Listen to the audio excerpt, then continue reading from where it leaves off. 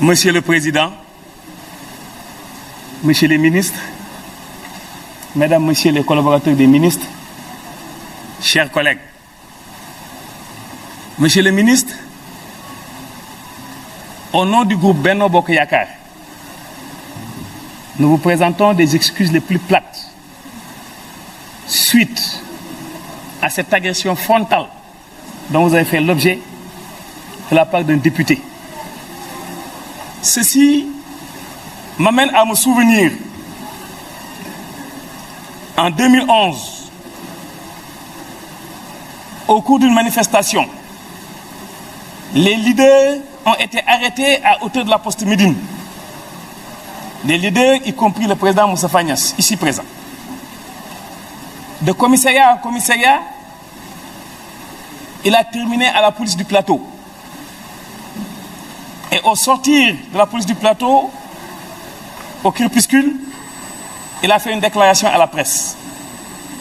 Tellement piqué au vif que j'étais.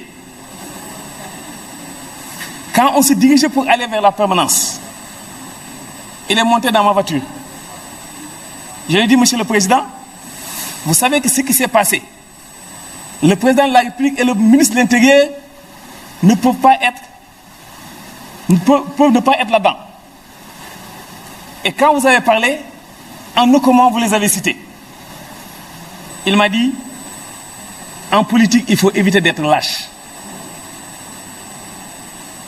La lâcheté fait partie des mots, des rares mots, qui ne viennent pas ni du latin ni du grec, mais de l'allemand. Il faut surtout interdire d'attaquer quelqu'un à qui la morale interdit de pouvoir vous répondre. C'est la raison pour laquelle je ne m'attaque jamais aux personnes et ne vous attaquez jamais aux personnes, attaquez-vous au système. Monsieur le Président, je vous remercie d'avoir participé à ma formation d'homme politique et aussi d'homme tout court. Cela dit, Monsieur le ministre, ce texte reprend 3 mots. Terrorisme, blanchiment d'argent, association de malfaiteurs. Mais cette triptyque, pour une notion de cohérence, forme une unité dans la Trinité. Il faut être un apprenti terroriste, un salafiste stagiaire, un vendeur de drogue ou autre pour dire être visé par ce texte. Honorable député, si certains sont piqués au vif, c'est parce que seule la vérité blesse. On dirait que ce texte invente des plans ourdis pour certains. S'opposer est un droit inaliénable, garanti par la Constitution de ce pays. Mais profiter de toutes les occasions vous pousse à faire des sorties mal cadrées qui débouchent sur la médisance, les contre-vérités, de la manipulation et je ne sais quoi encore.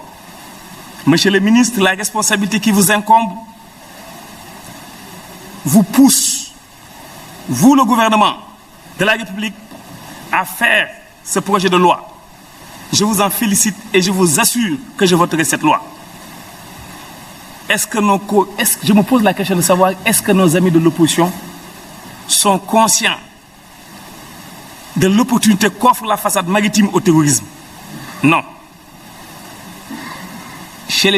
Pour les terroristes, il ne reste plus qu'une façade maritime pour pouvoir faire leur forfait.